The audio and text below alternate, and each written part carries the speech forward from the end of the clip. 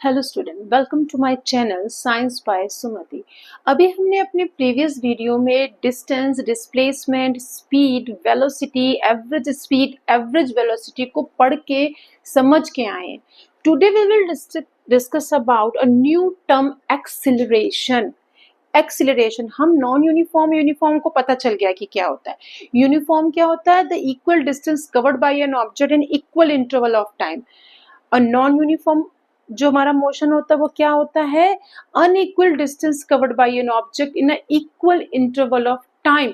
हमको पता है कि स्पीड एक स्केलर क्वांटिटी है, velocity is a vector quantity, क्योंकि what is velocity? The distance covered by an object in per unit time in a particular direction. अगर मैं आपको कहूं कि आपको इधर से ही वहां क्लास में जाना है, गार्डन से घूम के आपको अपनी क्लास में जाना है, आपको कॉरिडोर से नहीं जाना है, तो मैंने आपको डायरेक्शन दिया, आप उधर से घूम कर गए तो आपकी वो स्पीड जो थी, जिस भी स्पीड से आप जा रहे हो, वो आपकी वेलोसिटी में चेंज हो गई। तो हमने कहा the change in velocity in per unit time in a particular direction, in per unit time in a particular direction. Velocity का मतलब ही डायरेक्शन है। तो व्हाट इज एक्सेलरेशन? जब वेलोसिटी में चेंज हो। सपोज हम अपने घर से जब चले तो जो हमारी इनिशियल, हमको पता है कि हमको अपने स्कूल, ऑफिस, जो भी हमारा डेस्टिनेशन है वहां पहुंचना है, तो जरूरी तो नहीं है कि जब घर से चले हो आपको पता है डायरेक्शन क्या है, आपको किस रास्ते से होकर जाना है ये भी पता है, पर जरूरी नहीं है आप जब घर से चलें तो आपकी वेलोसिटी बहुत ज्यादा हो सकता है, आपकी इनिशियल वेलोसिटी बहुत कम हो। आप 20 किलोमीटर पर आवर की स्पीड से जा रहे हैं, आपकी स्पीड बहुत कम है, 20 किलोमीटर पर आवर, एक घंटे में आप सिर्फ 20 किलोमीटर ही कवर कर रहे हैं, यानी कि आपकी इनिशियल वेलोसिटी बहुत कम है।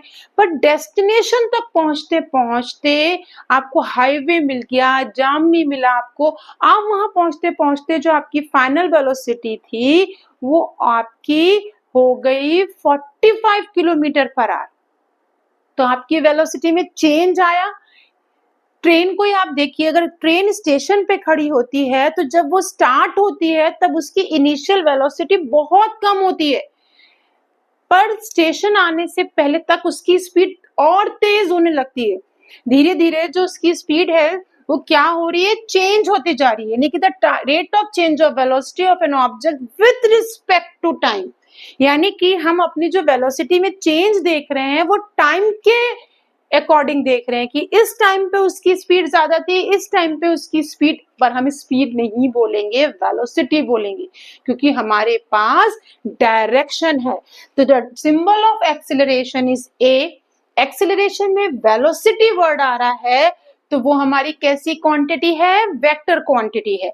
It can be positive, negative and zero, जो अभी हम समझेंगे कि वेलोसिटी पॉजिटिव भी क्यों होती है, नेगेटिव और जीरो हम पढ़ा है, पर एक्सीलरेशन को हम पॉजिटिव, नेगेटिव और जीरो क्यों कह रहे हैं? तो what is the formula of acceleration? Acceleration is equal to final velocity minus initial velocity upon time. Suppose हमारी final velocity 40 kilometre per hour थी और इनिशियल वेलोसिटी 20, हमारे पास final velocity 40 kilometre per hour और इनिशियल 20 पर आवर, यानी कि 60 minute या 1 our, तो हम इसको ले रहे हैं 60 मिनट। 40 माइनस 20 यानी कि 20 अपॉन 60, ठीक है। अब हम इसको डिवाइड करेंगे तो जो हमारा आंसर आएगा वो क्या आएगा? एक्सीलरेशन निकलेगा। तो a is equal to, final velocity को हम v से और इनिशियल वेलोसिटी को u से पढ़ते हैं, ये भी हम पढ़ कर आए हैं।